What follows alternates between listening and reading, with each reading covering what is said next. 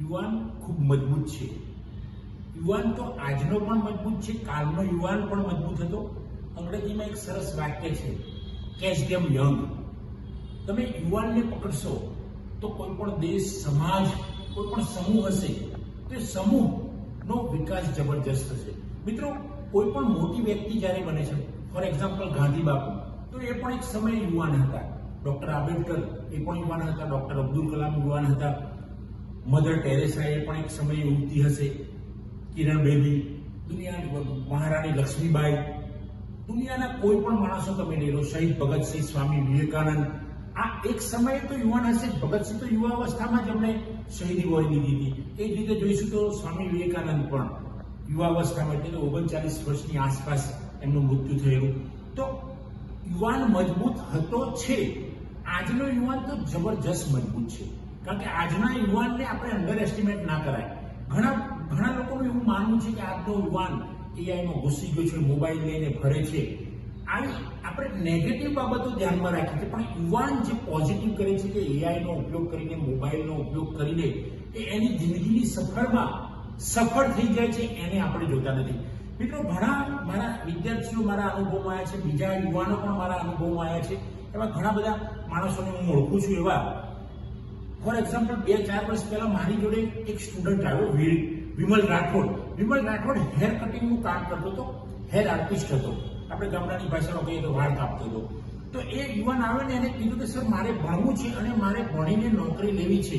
આ યુવાન એકદમ પછાત એરિયામાંથી, એના પપ્પા અપંગ છે, એની મમ્મી ખેતરમાં મજૂરી કરે છે, અને આ યુવાન ત્યાંથી નક્કી કરીને આવે છે કે સર, મારે અહીંયાથી નોકરી લઈને જવું છે.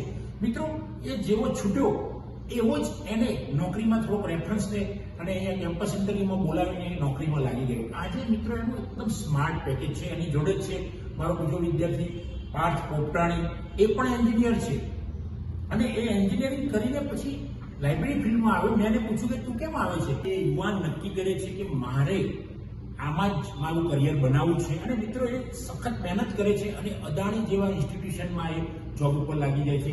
અને ત્યાં જ અમારો એક યુવાન કહેવાય એવો રાધેશ્યામ, અમારા વિદ્યાપીઠનો જ વિદ્યાર્થી કામ કરે છે. તો યુવાન શું નથી કરી શકતો મિત્રો?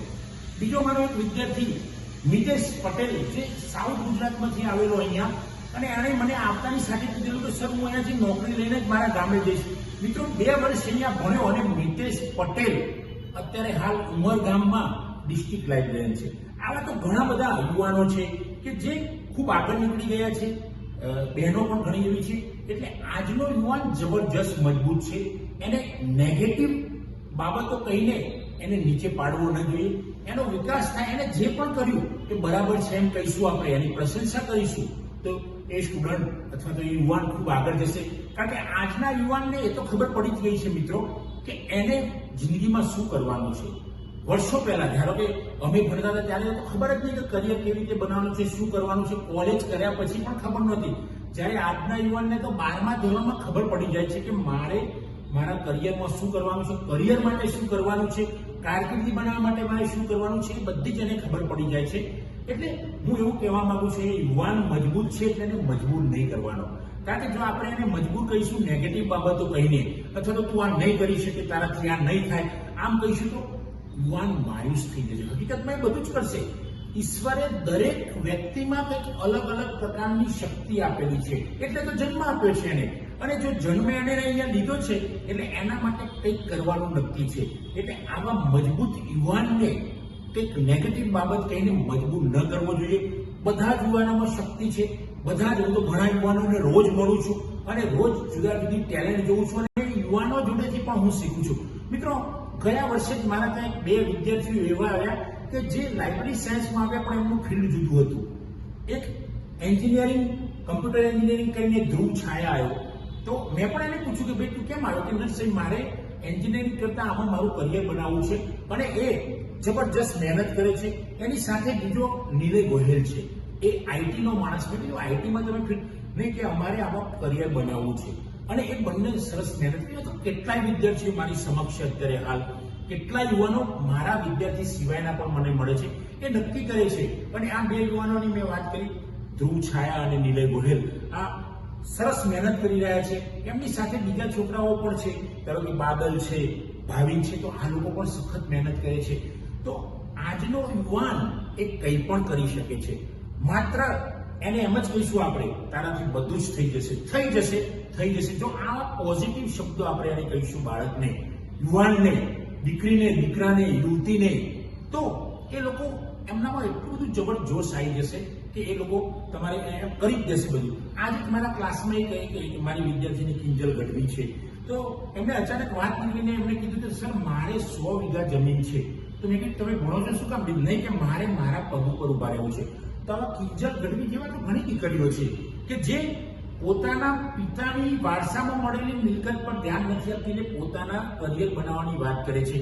તો આવી તો ઘણી દીકરીઓ છે સમાજમાં કે એમને પપ્પાની મિલકતની જરૂર નથી, એમને સાસરી પક્ષના મિલકતની જરૂર, એમને પોતાના પગ પર ઊભું થવું છે. તો આ યુવતી, આ યુવાન એ કંઈ કમ થોડા છે. એમને આપણે અંડર એસ્ટિમેટ ના કરાય, ઓવર એસ્ટિમેટ પણ કરવાની જરૂર નથી, પણ અંડર એસ્ટિમેટ ક્યારે યુવાનને નહીં કરવાનો. કારણ કે આજનો યુવાન ખૂબ મજબૂત છે, એ બધું જ કરી શકશે. આજનો યુવાન આકાશમાં ઉડી શકશે, પણ એને વિમાનની જરૂર છે, એને પાંખોની જરૂર છે.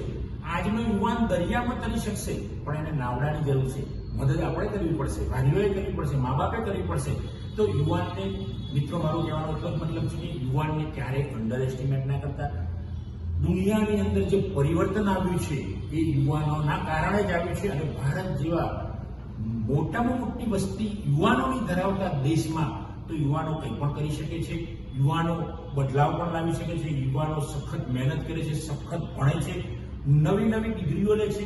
એ પોતે ભણવાની સાથે કમાય પણ છે. એવા યુવાનો મેં કેટલાય જોયા છે કે દિવસે ભણતા હોય, રાત્રે નોકરી કરતા હોય. એટલે એવા યુવાનોને આપણે ખોટા વાક્યો કહી અથવા તો નકારાત્મક શબ્દો કહીને એમને માયુસ ન કરવા જોઈએ. યુવાન કંઈ પણ કરી શકે છે, તારાથી થઈ જ જશે. આ શબ્દ રાખજો, તારાથી થઈ જશે. તમારો મિત્ર યુવાન હોય ને તમે યુવાન હોય, બંને મિત્રો હોય, તો તમે એકબીજાને પણ એવું કહેજો કે તારાથી થઈ જ જશે, થઈ જ જશે મિત્રો, થઈ જ જાય છે, તને આવડી જ જશે એવું કહેશો તો પણ એને જબરજસ્ત મોટિવેશન મળશે. બસ આ જ મારે આજનું મોટિવેશન છે. જય હિન્દ મિત્રો, જય ભારત.